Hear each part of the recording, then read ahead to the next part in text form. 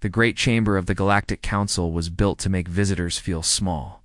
Its walls rose hundreds of meters into darkness. Its seats were carved from stone older than most civilizations. And at its center, a single podium stood where species came to beg for scraps of attention from those who ruled the stars. Ambassador Una Kong had stood at that podium many times.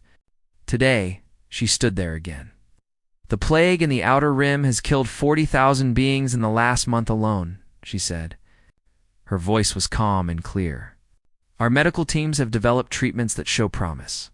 We ask the Council's approval to expand our humanitarian mission." High Chancellor Volnus looked down at her from his elevated seat.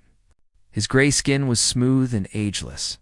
His species had ruled these chambers for 3,000 years. To him, humanity was a child species, barely worth his attention. "The Terran delegation's enthusiasm is noted," Volnus said. The word enthusiasm carried the weight of an insult. However, Council believes that younger species should observe and learn before presuming to solve problems beyond their understanding. Una did not flinch. She had heard these words before. She had heard them for 30 years. "With respect, Chancellor, the dying do not care about the age of those who save them." A ripple of surprise moved through the chamber. Several counselors shifted in their seats. No one spoke to Volnus this way. Counselor Drevin of the Kellori Empire laughed. It was an ugly sound. "The humans forget their place," he said. "Perhaps they need reminding." The vote was called. The motion failed. Humanity's request was denied. Una gathered her documents and left the podium. She walked through the massive doors alone, her footsteps echoing in the silence. Behind her, the council moved on to other business, already forgetting she had been there. But Una did not forget. She never forgot. 3 star systems away, Dr. Hannah Choi worked through her 42nd hour without sleep. The medical station was small and poorly supplied. The council had never approved proper funding for human medical initiatives. But Hannah and her team had built something remarkable anyway. A young Seraph girl lay on the treatment bed. Her blue skin had turned pale. Her breathing was shallow. The plague had taken root in her lungs. "The treatment is ready," said Hannah's assistant, "but we only have enough for 1 dose." The supply ships were delayed again. Hannah knew what delayed meant. It meant someone in the Kellori Trade Authority had decided to make things difficult for humans. It happened often now. She looked at the girl. Then she looked at the vial in her hands. 1 dose. 1 life. "Give it to her," Hannah said. The treatment worked. By morning, the girl was breathing normally. Her mother wept with gratitude, holding Hannah's hands and speaking words that the translator could not fully capture. But Hannah understood. Some things did not need translation. Counselor Maeli of the Seraph Union watched from the doorway. She had come to inspect the station, expecting to find the usual council-approved facilities. Instead, she found humans working miracles with almost nothing. She said nothing, too. Dr. Choi, but she remembered far across the galaxy. Admiral Doyen Park sat in his command center and read the report for the 3rd time. The words did not change. Kepler-7. A human colony. Population, 12,847 men, women, and children. A Kellori battle group had entered the system. They claimed the colony had violated trade regulations. They demanded immediate surrender of all goods and resources. When the colonists asked for time to contact Earth, the Kellori opened fire. There were no survivors. Admiral Park was not a young man. He had served humanity for 40 years. He had seen cruelty before. He had seen injustice. But this was something different. This was murder dressed in the language of bureaucracy. He sent a formal complaint to the council. He requested an investigation. He asked for justice. The response came 3 weeks later. The council's investigative committee had reviewed the incident. They had determined that the Kellori forces had acted within acceptable parameters. The destruction of Kepler-7 was classified as an unfortunate misunderstanding. Admiral Park read the decision. Then he called General Tai-Ho Beek. "Begin contingency planning," he said. "Tell no one." General Beek asked no questions. He had been waiting for this call for years. On the horizon's grace. Captain Minho Seo guided his ship through the darkness between stars. His vessel was officially classified as a cargo hauler. In truth, it carried medicine, food, and hope to colonies that the Council had forgotten. The outer rim was full of forgotten places. Species that had fallen out of political favor. Worlds that had nothing to offer the great powers. They survived because humans like Minho brought them what they needed and asked for nothing in return. Tonight, his destination was a small moon called Vareth 4. The population was mostly refugees. They had fled a war that the Council had refused to stop. Now they lived in domes built from salvaged metal, growing food in recycled soil. When the Horizon's grace landed, the refugees gathered to meet it. They looked thin and tired, but they smiled when they saw the human crew. Minho oversaw the unloading personally. Medicine for the sick, seeds for the gardens, blankets for the children. Nothing valuable by galactic standards. Everything valuable to those who received it. A young refugee approached him. "Why do you help us?" she asked. "The Council says humans are a lesser species. Why do you risk so much for people like us?" Minho thought about the question. He thought about his grandmother, who had survived a war on Earth long ago. She had taught him that kindness was not about who deserved it. Kindness was about who you chose to be. "'Cause someone should," he said. The refugee looked at him for a long moment. Then she smiled and returned to help with the supplies. That night, Admiral Park received another message. It was coded and encrypted, meant only for his eyes. They are planning something larger. Kepler 7 was a test. More will follow. Park stared at the words. Then he closed the message and looked out at the stars. Humanity had been patient for 18 years. They had served, they had helped. They had given everything and asked for nothing. But patience was not infinite. Even the quietest hearts could only bear so much. The storm was coming.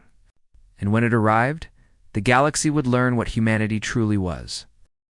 3 months had passed since Kepler 7 burned. 3 months since 12,000 humans had died in fire and silence. The galaxy had moved on, but humanity had not. Ambassador Yuna Kung stood at the podium once more. The great chamber was full today.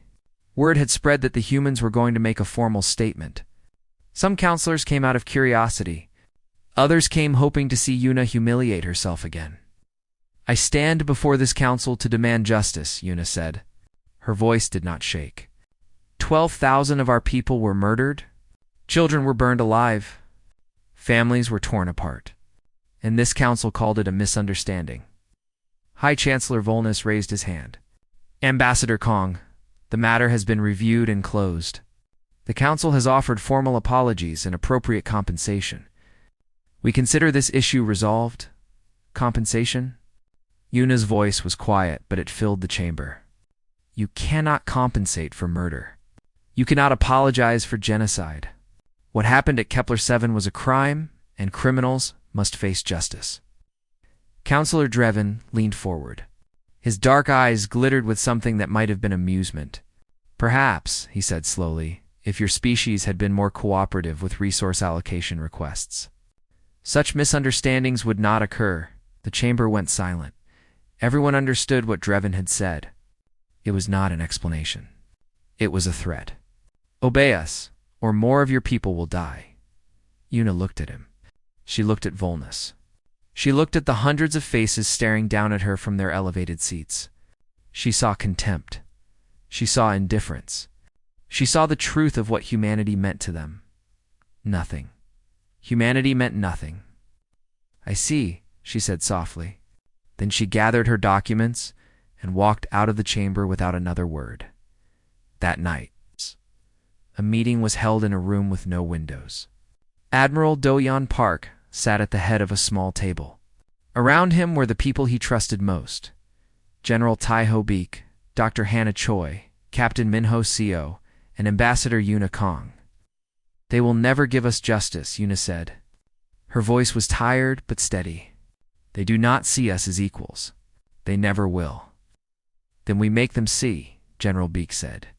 He pulled out a data pad and placed it on the table. "I have been planning for this moment for 7 years. We cannot win a war against the Council, but we do not need to fight them. We simply need to leave. Admiral Park nodded slowly. Explain. Beak activated the display. Maps and charts filled the air above the table. We have spent 18 years giving to this galaxy. Medicine, technology, infrastructure, trade, security. We asked for nothing in return, and they gave us nothing but contempt. But they have become dependent on us in ways they do not understand. Dr. Hannah Choi understood immediately. The medical initiatives, the plague treatments. If we withdraw our research, they have nothing. Not just medicine, Beak continued. Navigation networks, trade route security, humanitarian aid, technical support. We have built half the invisible systems that keep this galaxy running. If we pull them out quietly, everything begins to fall apart. Captain Minho Seo frowned. People will die, not the council members. Ordinary people. The refugees I bring supplies to. The colonies that depend on our trade routes. They did nothing wrong.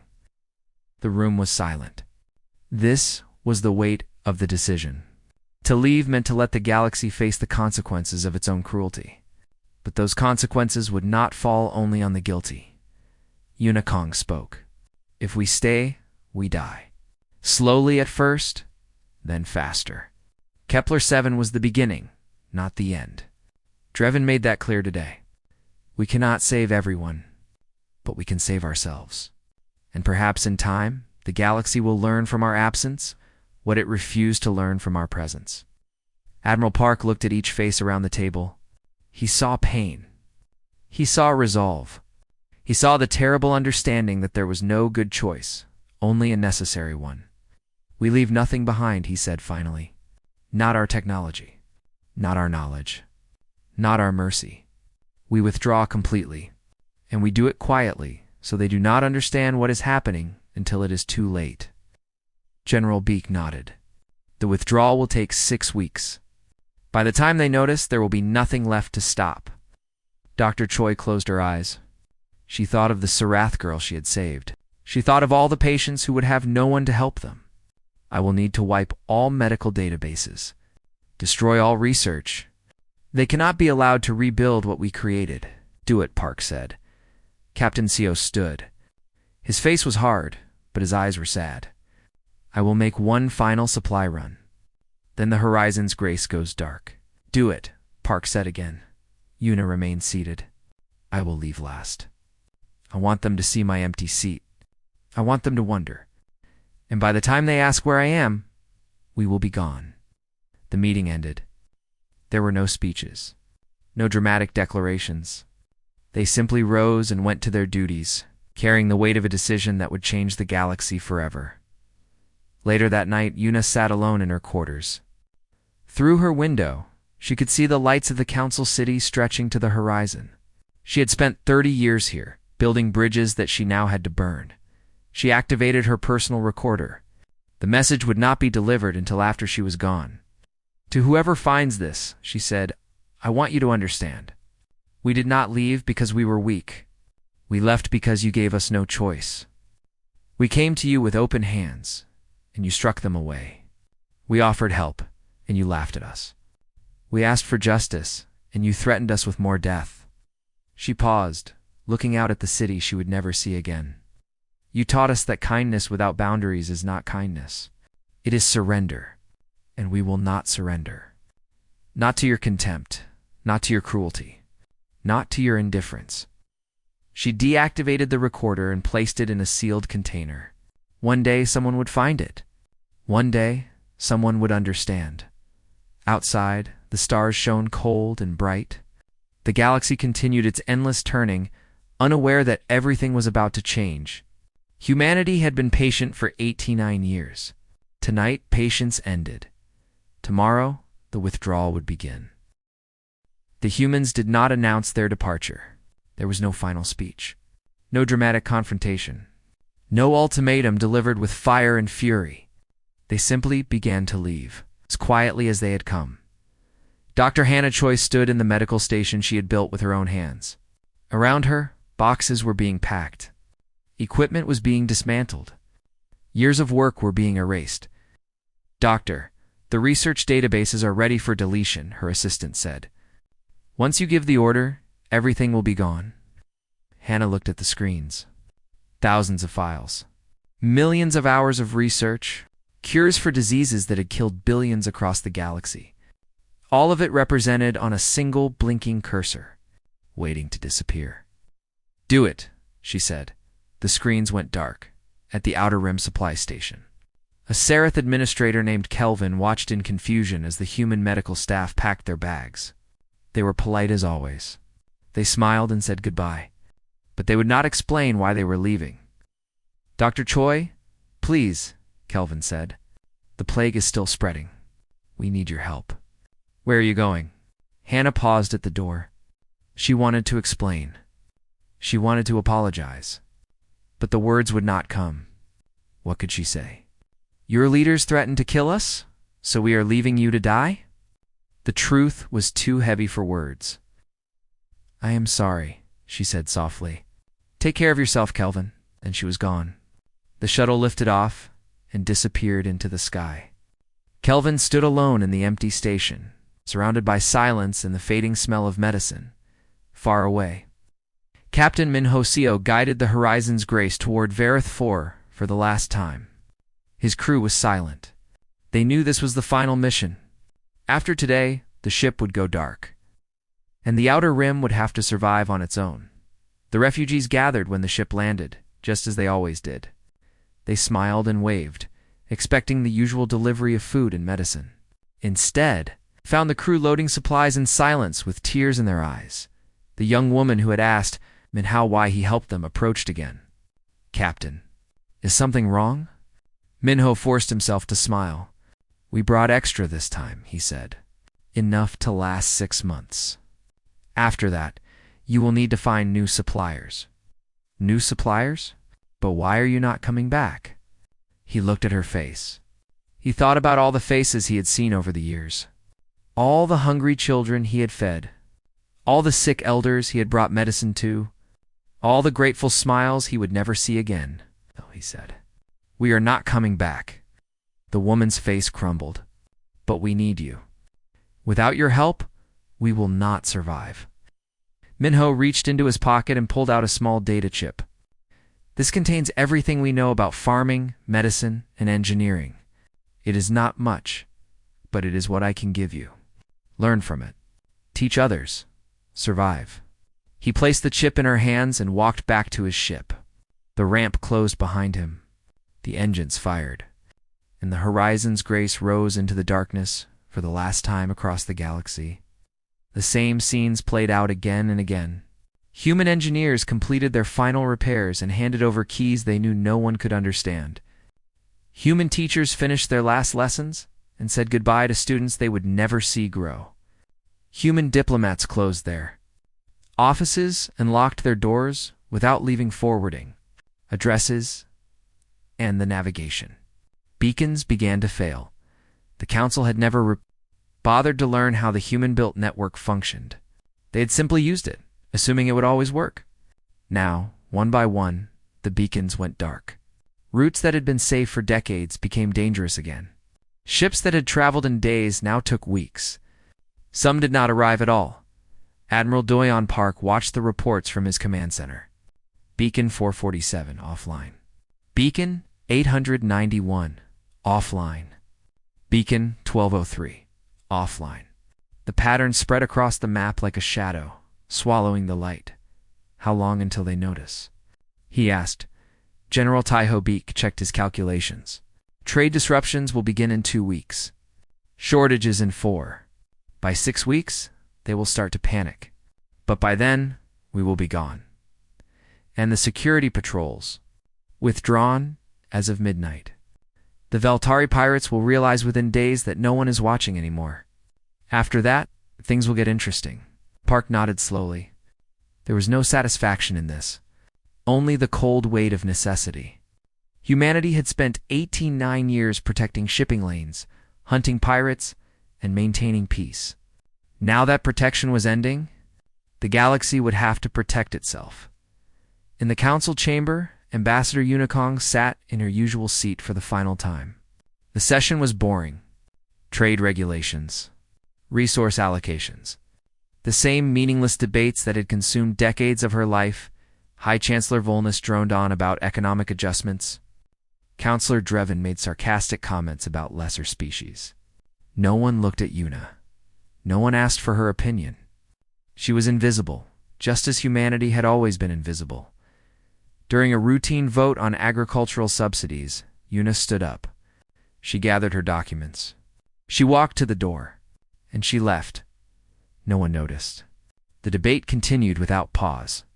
The chamber was so large, and humanity was so small, that her absence created no ripple at all. It took 3 days for anyone to realize. She was gone. A junior aide was the first to notice the empty seat. He asked his supervisor about the human ambassador. The supervisor checked the records and found nothing. No leave of absence, no resignation, no forwarding address. The news reached High Chancellor Volnus during a breakfast meeting. He frowned slightly, annoyed by the interruption. The humans have probably gone home for some primitive celebration, he said. They will return when they remember their place. But the humans did not return. The days passed. The seat remained empty. And slowly, so slowly that no one understood at first, the galaxy began to unravel. The silence had begun, and it would speak louder than any words ever could. 6 months had passed since the humans disappeared. The galaxy was no longer the same. High Chancellor Volnus called the emergency session himself. This was unusual. In 3,000 years, his species had never admitted to emergencies. But the reports on his desk left no choice. The galaxy was dying, and no one understood why. The chamber was full, but the mood was different now. Gone was the lazy contempt of routine sessions. In its place was fear, real fear, the kind that made powerful beings look small. We face a crisis, Volnus announced. His voice, usually smooth with arrogance, had a crack in it. The Outer Rim plague has spread to 12 systems. Current death toll estimates exceed 40 million. Our medical resources are insufficient to respond. Counselor Drevin shifted uncomfortably in his seat. He knew what no one was saying. The humans had been containing that plague. Their treatments had been working. When they left, they took everything with them. The research, the medicine. It a hope. What of the Terran Medical Initiative databases? The counselor asked. Surely we can recreate their work. The databases are empty, Volnus replied. The humans deleted everything before they left. Our scientists have attempted to reverse engineer their treatments, but the technology is beyond our current understanding. We estimate 5 years before we can develop equivalent solutions. Millions will die in 5 years, someone said quietly. Yes, Volnus admitted. They will. The session continued. Each report was worse than the last. Navigation systems had collapsed across 30% of controlled space. Ships were vanishing into uncharted routes. Trade that once moved in days now took months. Food shortages had begun on 17 worlds. Resource prices had increased by 400%, and the pirates had returned. General Torek of the Kalori military delivered the security briefing. His face was grim. The Veltari pirate clans have reformed under a unified command. They have seized control of 3 major shipping lanes. Our patrols are insufficient to respond. The lanes were previously secured by human fleet elements under Admiral Park's command. Then send more patrols, Drevin snapped. We cannot, Torek replied. The humans were patrolling 7,000 light-years of space with a force we considered insignificant. We now understand that their tactical efficiency was far beyond our estimates. To match their coverage, we would need to increase our fleet by 400%. The number hung in the air. No one had that kind of resources. No one had ever needed them. The humans had simply been there, quietly keeping the darkness at bay, and no one had noticed until they stopped. Counselor Maeli of the Sereth Union finally spoke. She had been silent throughout the session, but now she stood, holding a datapad in her hands. I would like to enter something into the record, she said. Her voice was calm, but it carried the weight of grief. I have compiled a list of human contributions to this council over the past 89 years. She began to read. Medical treatments developed. 847. Lives saved by Terran Medical Initiative. Estimated 2.3 billion. Trade routes mapped and secured. 412. Conflicts mediated. 67. Humanitarian missions completed. Over 10,000. Technical patents shared freely. 1,203. Navigation beacons installed and maintained. 4,891. The list went on, and on, and on. When Maeli finished, the chamber was silent. No one could speak. The numbers were too large, the debt was too great. It had all been given freely, without payment, without recognition, without thanks. We did not notice what they were, Maeli said softly, because they never asked us to notice. They helped us because helping was who they were, and we repaid them with contempt and death. Counselor Drevin slammed his hand on his seat. Enough of this sentiment. The humans have abandoned their obligations. They must be forced to return. I propose a military expedition to their homeworld. A new voice spoke. It was old and dry, like wind through ancient ruins. You do not understand? Everyone turned. Archivist Pela had not spoken in a council session for over a century. Her species was older than any other in the chamber. Watched civilizations rise and fall for 10,000 years. When she spoke, even Volnus listened. I have seen this before, Pela said. Her eyes were clouded with memory. Not with humans, but with others. There was a species called the Maolori 6,000 years ago. They were kind like the humans. They gave freely like the humans. And when we took too much, they left. What happened to them? Maeli asked. They still exist, far beyond our space. They built a civilization greater than anything we have achieved, but they never returned to us. They never forgave us. We never recovered from their absence. Pela looked at Drevin with something like pity. Speak of forcing the humans to return. You are a fool. You could not force them even if you tried. We assumed they were weak because they were kind. We assumed they were inferior because they helped without asking for payment. We were wrong. She paused, letting her words sink in. The humans are not weak. They are patient. Their kindness was not weakness. It was choice. And now they have chosen differently. If you send fleets to their world, you will discover what we should have seen from the beginning. The species that built themselves from nothing. That climbed from darkness to the stars in a single heartbeat of galactic time, that gave freely while being treated as nothing. That species is not prey. It never was. Drevin's face had gone pale. For the first time he looked afraid. What do we do? Volnus asked. His voice was small. The arrogance was gone. Pele rose slowly from her seat. She was ancient, older than empires, older than memory. And in her eyes was the terrible weight of someone who had seen this story before. You answer for what you have done, she said. Not to the humans. They do not want your apologies. You answer to yourselves. You answer to the dead. You answer to the galaxy that trusted you to lead. She began to walk toward the door. And you pray that when you are done answering, the humans are willing to listen. The door closed behind her. The chamber remained silent. And for the first time in 3,000 years, the council had nothing to say. 1 year had passed since the humans withdrew. The galaxy had not stopped turning. But it had changed beyond recognition. The Kalori Empire, drunk on arrogance, had launched a war against the Serath Union. Without human diplomats to calm tensions, without human mediators to find compromise, old hatreds had exploded into fire. The war lasted 8 months. Both sides lost millions. Neither side won. High Chancellor Volnus was gone now. His own people had removed him from power after the famine on the core worlds. The food supply systems, so dependent on human-secured trade routes, had collapsed. Billions had gone hungry. Thousands had died. And someone had to answer for it. Counselor Maeli led the Reformed Council now. It was smaller than before. Humbler. The great chamber felt emptier somehow, even when it was full. On Earth, Admiral Doyen Park maintained the defensive perimeter with quiet efficiency. Human space was closed to outsiders. Ships that approached were warned away. Those that did not listen were escorted out. None were harmed. Humanity had no desire for vengeance. They simply wanted to be left alone.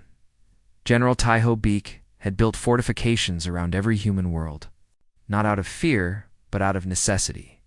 The galaxy now knew what humanity was worth, and some might be desperate enough to try taking it by force. But no invasion came. The powers that might have threatened Earth were too weak, too broken, too busy fighting each other. The galaxy had more pressing concerns than challenging a species that had proven its value in absence. Then one day, a single ship appeared at the edge of human space. It was small, unarmed. Its design was serif, elegant and curved like a flowing river. It broadcast a message on all frequencies, repeated in every language known to humanity. We come in peace. We seek to speak with Ambassador Unikong. We carry no weapons. We make no demands. We only ask to be heard. Admiral Park reviewed the message. He could have ignored it. He could have sent the ship away. But something in the words caught his attention. There was no arrogance in them. No expectation. Only a simple, humble request. He contacted Unikong. She had retired from diplomatic service the day she left the council. She lived now in a small house by the sea, on a quiet coast where the waves spoke more than the stars ever had. She spent her days reading, walking on the beach, trying to forget the weight of history. When Park's call came, she listened in silence. Then she agreed to meet the visitors. The ship landed on a small platform near her home. Two figures emerged. Counselor Maeli walked first, her blue skin pale in the Earth's sunlight. Behind her came Archivist Pella, ancient and slow. Leaning on a staff carved from wood older than most civilizations, Yuna met them on the beach. She wore simple clothes. Her hair had turned gray in the years since she left. But her eyes were still sharp, still steady, still carrying the weight of 30 years of patience. Ambassador Kong, Maeli said. She bowed deeply, a gesture of respect that would have been unthinkable a year ago. Thank you for receiving us. I am not an ambassador anymore, Yuna replied. Just an old woman who lives by the sea. Say what you have come to say. Maeli hesitated. She had prepared speeches. She had rehearsed apologies. But standing here, on this alien beach, under this foreign sun, all her words seemed inadequate. We were wrong, she said finally. Everything we did to your people was wrong. The contempt, the dismissal, the threats, the murder of your colonists, all of it. We cannot undo what was done. We cannot bring back the dead. But we had to come. We had to say this to someone. Yuna watched the waves roll in and out. The rhythm was eternal, indifferent to the politics of empires. Is that why you came? To apologize? No, Pela said. Her ancient voice was barely louder than the wind. We came to ask a question. What would it take for humanity to return? Yuna was silent for a long moment. She thought about the council chambers. The raised seats. The cold eyes. She thought about the thousands of times she had stood at that podium, offering help that no one wanted, asking for justice that no one would give. You're asking the wrong question, she said at last. Ma, Eli frowned. What do you mean? We are not waiting to be asked back. We are not hoping for the right offer. We are not negotiating terms. Yuna turned to face them, and her eyes held the weight of her entire species. We are watching. We are waiting to see what kind of galaxy you will build without us. She stepped closer. 89 years we tried to show you who we were. We gave you our medicine, our knowledge, our kindness, and you spat on all of it. So now we are asking a different question. Who are you when you cannot rely on our kindness? What will you build when we are not there to fix your mistakes? Will you learn? Will you grow? Will you become something worthy of partnership? The waves crashed against the shore. The wind whispered through the grass. And Maeli understood this was not a negotiation. It was a test. How will we know when we have passed? She asked. Yuna smiled. It was a sad smile, but it was real. You will not know. That is the point. If you change because you want us back, you have not truly changed. You must change because it is right. because you see the value of kindness for its own sake, because you understand what you were and choose to become something better. She looked out at the horizon, where the sun was beginning to set. "We are patient," she said. "We have always been patient. Perhaps one day you will show us who you truly are. And perhaps, on that day, we will have something to discuss." Mayali and Pela returned to their ship. They carried no promises, no agreements, no treaties, only an answer that was not quite an answer and a test that had no ending. But as they left Earth's atmosphere and looked back at the blue and green, world spinning in the darkness, Mayali understood something important. For the first time in galactic history, the Council was no longer asking humanity to prove itself worthy. Humanity was asking them.